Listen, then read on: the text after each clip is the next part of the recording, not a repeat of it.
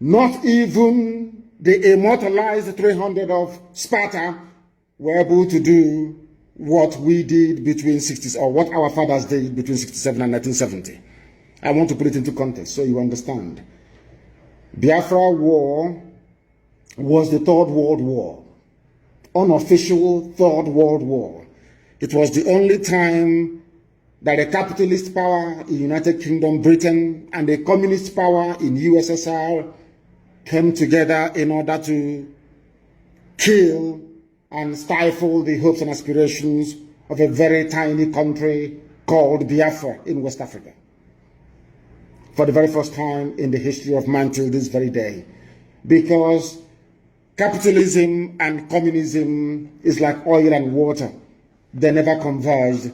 Ask yourself this question, even at the height of the Cold War, when the arms race was in full gear, nuclear weapons being developed, hydrogen bombs being built, mutually assured destruction guaranteed by the array of arsenals in the possession of these superpowers. Then Britain and Russia, they put all their differences aside.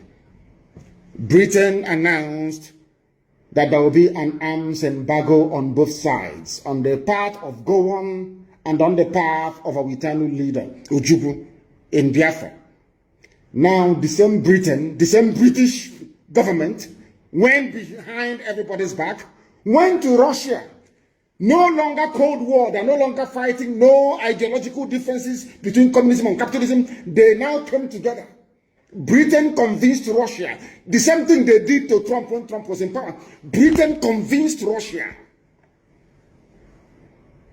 to join them. Britain did not ship arms direct. Of course, the latter did. Britain never shipped arms direct to go on. Instead, they told Russia, we will give you part of the oil, but please ship arms to go on. Russia supplied all the MiG fighters, all the heavy weapons to Nigeria. Nigeria did not make anything. At the same time, the same thing they're doing today, the same thing that U.S. ambassador is telling you that America is now patrolling the maritime, they will not patrol the Sahel, the desert, where Fulani terrorists are operating. No, they will not do it. They are in the sea, in Biafra land, in the Atlantic Ocean. The same thing they did then, they are trying to do now, to enforce air, land, and sea blockade. Biafra was blockaded. Unfortunately, some Yoruba people went with them. You know me, I speak the truth. I don't care. I tell you the truth always. Some Yoruba people were convinced into going with Fulani to kill as many Biafrans as possible. Or should I say, to kill as many Igbo people as possible. Understand this. Britain did not stop there. Britain went to OAU then, now AU, and convinced most of them that artificial colonial boundaries must exist. Are you following what I'm telling you this morning? Britain convinced African people that the boundaries that they themselves, white Europeans, created in Africa must be defended at all costs. On the floor of the chamber of OAU in Addis Ababa, they were debating it.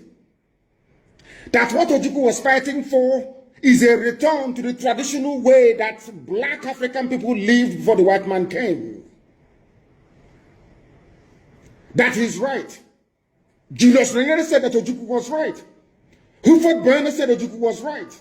Omabongo said Ojukwu was right. The rest said no, he's not right. We must keep the artificial colonial boundaries of our colonial masters. Now you following me? Somebody's in Croatia. Our sister Ruth Okori is in Croatia. We're everywhere. That's where she's listening to us from. Black people in Africa were against Biafra for no discernible reason. There is no justification for being against Biafra. We wanted to go back to who we were before the white man came. That's all. They said no.